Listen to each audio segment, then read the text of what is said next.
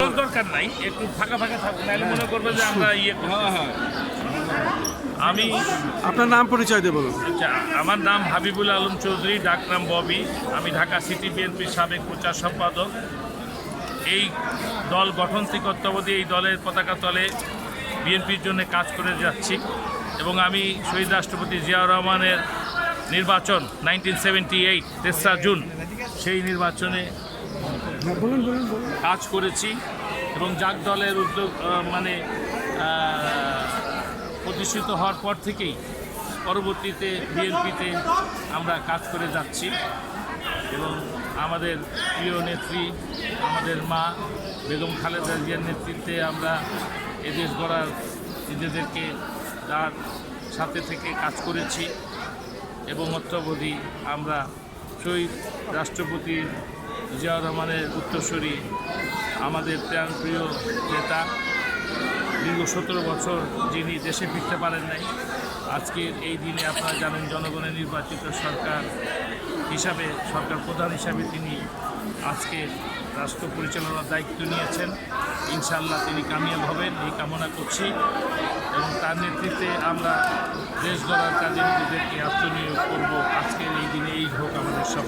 শুধু দর্শক, আমরা যারা শহীদ প্রেসিডেন্ট জিয়াউর রহমানের হাত ধরে রাজনীতিতে এসেছিলাম, ঠিক তারাই আজকে আবার এখানে এসেছেন 17 বছর আন্দোলন সংগ্রাম করার পরে আজকে শহীদ প্রেসিডেন্ট জিয়াউর রহমানের 45তম শাহাদত বার্ষিকীতে। এবং এখানে শহীদ প্রেসিডেন্ট জিয়াউর রহমানের সমাধিস্থল এবং সেই সাথে ওনার সহধর্মিণী বেগম খালেদা জিয়া, সাবেক 3 বারের প্রধানমন্ত্রী, আপসীন দেশনেত্রী, ওনার মাজার এবং 2 জনই একখানে সমাধিত হয়েছেন। এখানে আমরা দোয়া মোনাজাত এবং শ্রদ্ধা নিবেদন করব। সেই সাথে আমরা এখান থেকে বলতে চাই, শহীদ প্রেসিডেন্ট জিয়াউর রহমান এবং বেগম খালেদা জিয়ার সুযোগ্য সন্তান জনাব তারেক রহমান আজ মাননীয় প্রধানমন্ত্রী। উনি আগামীতে দেশ যেভাবে চালিয়ে যাচ্ছেন, আশা করি এইভাবেই আরও দীর্ঘদিন উনি চালিয়ে যাবেন, এই প্রত্যাশায় আমরা আজকে করি। এই আজকে জাতি আজকে এবং সারাদিনই সারা বাংলাদেশেই আজকে এইভাবে দোয়া মোনাজাত এবং তোবারক মোনাজাত চলছে। আসসালামু আলাইকুম। শহীদ প্রেসিডেন্ট জিয়াউর রহমান অমর হোক, বেগম খালেদা জিয়া অমর হোক এবং মাননীয় প্রধানমন্ত্রী তারেক রহমান জিন্দাবাদ।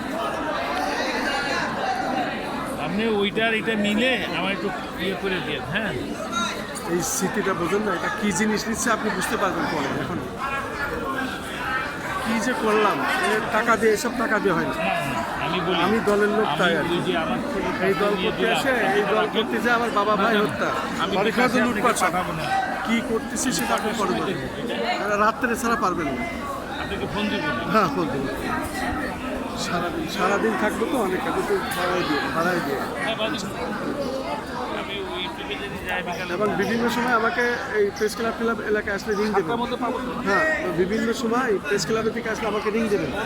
বিভিন্ন সময় বিভিন্ন অনেক জায়গায় ঠিক আছে, কাটিং করে করে দিবেন, শুধু ওই জায়গাটা ধরে দিবেন যে জাগ দল থেকে কাজ করতে।